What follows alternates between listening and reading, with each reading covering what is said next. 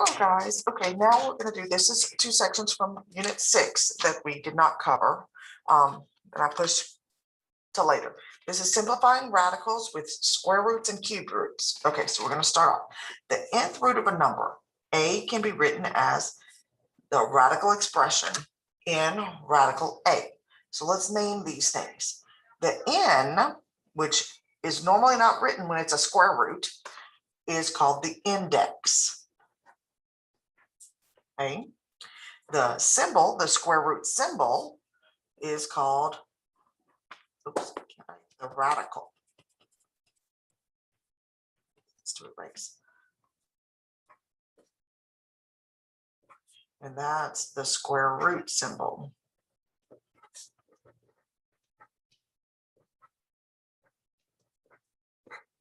Okay. And then a, which underneath the radical, is called the radicand.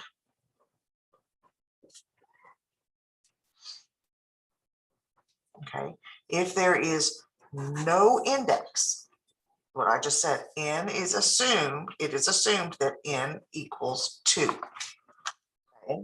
When it's a cubed root, you'll see a 3 written right there, or anything above a 2. If a radical has more than one root, the radical sign indicates only the principal or positive root. So we don't have to worry about right now writing the plus or minus. We just treat it as being positive. All right, we're going to list the first 12 perfect squares. Just so that they're fresh in your mind, you do get to use a calculator, so that's helpful. But having this is going to be helpful when it is not a perfect square that's underneath there, which we'll get to. So they are 1, comma 4, comma 9, comma 16, comma 25, comma 36, because 6 times 6 is 36, and so on. Then 49, 64, 81, 100, 121, 144, and actually if you go, the next one is 169, which is sometimes used, and that's 13, the square root of 13. And then 14 is not as used as often, but I want to get to 15 because that one is used quite often. Second square root, and I'm drawing a blank on what 14 is for some reason. Oh my goodness, clear, I can't type. 196, there we go. I knew that one. 196 is the square root of 14. And then 225 is the square root of 15. So actually having all of those is helpful. So I went further than 12. All right, so let's look at a couple of problems. Now, number 2, first and foremost, the first thing I'm going to do is I'm going to always take what it is and punch it in the calculator. So my second square root 484. Okay, and I'm going to get enter, and that's a whole number. If it gets to being a decimal, that's when we're going to do our next step we're going to learn. So this equals 22. Easy peasy. Okay, now when I'm looking at number 6, I treat this as being -5 times the square root of 121. So therefore, I'm going to then have -5 times 11, which gives me a final answer of -55. Okay. When we have it as a fraction, we separate that and we treat it as -9, the square root of -9 over the square root of 100. That looks like a 4. Looks like a 9. So then the square root of 9 is 3. The square root of 100 is 10. So my answer is 3/10. All right, moving right along. Okay, now we're going to talk about when it's a non-perfect square root. Okay, you find the largest perfect square that the radicand is divisible by. So largest perfect square divisible by, break down the radical using this number. So we're going to break it down Then we take the square root. So let's do that part first with number 10. So I'm going to break it down. I got to think of perfect squares. 2 is not a perfect square. 3 is not. 4 is a perfect square. And then that's going to be 4 times 6. So this is going to break down to the square root of 4 times the square root of 6. Okay.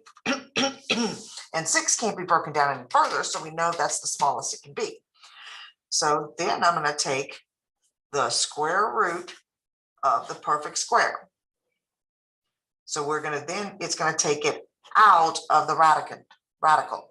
So I'm going to end up with 2 radical 6. And then you leave the leftover under the radical symbol. Notice the 6 is still under the radical symbol. There's my answer. It can't simplify any further. All right, let's do a couple of more of those. So number 12. Okay, so I'm going to think, well, 72, if you divide it by 2, 72 divided by 2 is going to be 36. 36 is a perfect square. I don't think it can be any bigger. 49 doesn't go into it. 64 is not going to. So it's got to be 36 and 2. So therefore, this is going to break down to the square root of 36 times the square root of 2. Notice I always write the perfect square first because you want that to end up outside of the radical. So now the square root of 36 is 6. Can't break this down any further. So therefore I bring it down and it's going to be 6 square root of 2. Oh, that just happens to be the reverse there. It's not done by design. It's just coincidence. Okay. Moving right along. Okay, and again, if you've got questions, stop and ask or rewind and listen. Okay, let's look at 245 real quick. Okay, now 343. Okay, so if I'm looking at 343, I have no earthly idea. So what I'm going to do is I'm going to think about, okay, I want a perfect square. So I'm going to just start dividing. Okay, well, I'm going to see if, okay, I'm going to just start dividing. I know it can't be divisible by 25. It's not going to be divisible by 4. So I'm just doing 343 divided by 36 is the next highest one. 36, enter. Nope.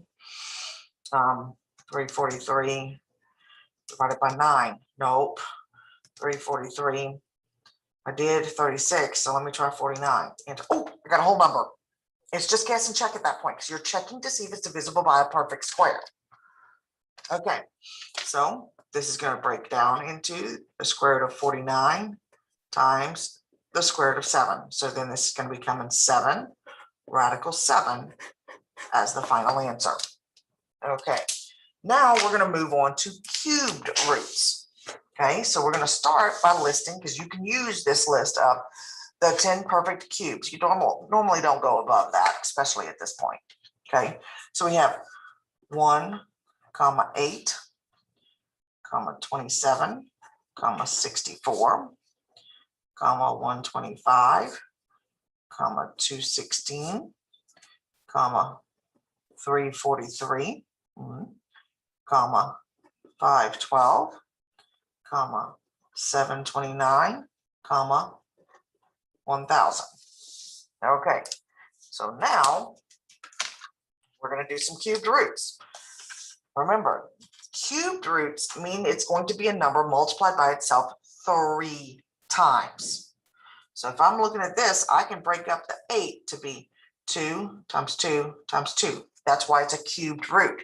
So when I take the cubed root, which we can do in the calculator, okay, the way I'm going to do this is I want it to do a math function. There's math. Okay, and if you scroll down and you look right there, it's got a cubed root. Okay, so let me write down these steps as we go. Okay, so in the calculator, calc steps. Okay, step 1 is you hit the math button. Step 2 is 4 or scroll to 4 and press enter. So I'm going to hit I'm just going to hit the 4 because that's what I like to do. Hit the 4 and you notice it already puts me in the calculator for me. Okay.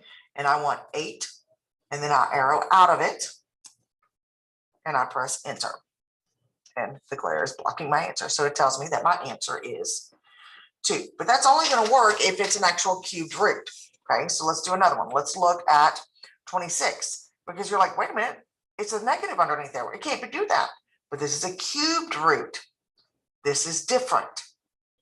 Okay, so we're going to do math 4 negative. Remember, it's the negative button with the parentheses, negative or 343, arrow out to be outside the radical, and we press enter. And notice it's a -7. And that's because it's doing -7 times -7 times -7. So my answer here is -7. Okay, moving right along. We're going to talk about, let's see, step 3. Type in number. Step 4. Scroll out of radical. Step 5. Press enter. Okay. Right up here. Okay, somewhere else because I wanted to have those calculator steps. Okay, so if I'm looking at the square root, the cubed root of 40, first thing I'm going to do is type it in and see, okay, math 4, 40, arrow out, enter. That ain't going to work. It's a big long decimal. Okay, so that means I've got to now look at the perfect skews. So we use the same method, okay? We're going to look for perfect cubes to break down the radical. So I'm going to look up here and I'm going to look and see, okay, 27 ain't going to work inside 40, but 8 will. So this can break down to the cubed root of 8. And yes, when you write the cubed root, you have to write the 3 times the cubed root of 5. Well, the cubed root of 8 equals 2. So this is going to be 2 cubed root of 5 as my final answer. Okay. And now let's look at one more. 36. Yes, I'm moving down. Okay, that's a huge number. So that's going to make me think it's going to need to be something up above. If it ends in 5, what's only one other that ends in 5? Well, I have got 1,000, that would be 0, 125. So I'm going to try 125 and just see if 875 is divisible by 125, because I really have no idea. So I'm going to do 875 divided by 125. Does it give me a whole number? Oh, yes. So that's perfect. Okay.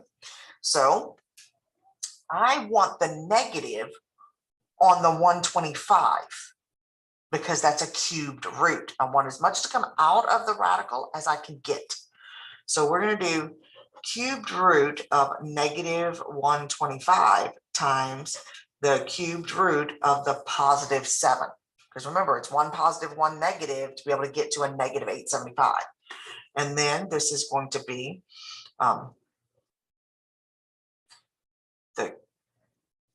no longer, once I take the cubed root, it's outside.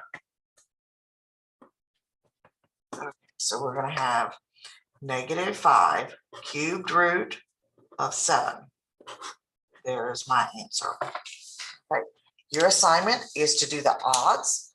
The evens are extra credit. Have a great day. Bye. If you have questions, make sure that you rewind, pause and rewind, and make sure that you ask. Bye.